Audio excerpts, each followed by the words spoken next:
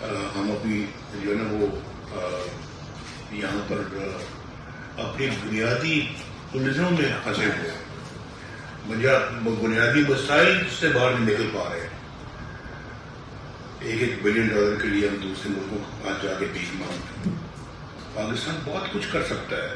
میں نے بھی پچھلے لاہور میں جو بھی جلسہ ہمارا ہوا ہے اس میں نے اپنا کہا تھا کہ میں نے کہا کہ اگر 1990 کا مومنٹم جاری رہتا تو آج پتہ نہیں شاید ساؤتھ کوریا کو بھی پیچھے چھوڑ گئے ہوتے ایشیا میں۔ اکانومی ایسی چیز ہے جس کے دائرے میں سب کچھ آتا ہے، تو اس پہ بھی انشاءاللہ اگر اللہ نے دوبارہ موقع دیا تو بھرپور توجہ ہماری سب کی جو ہے وہ اکانومی پہ ہوگی۔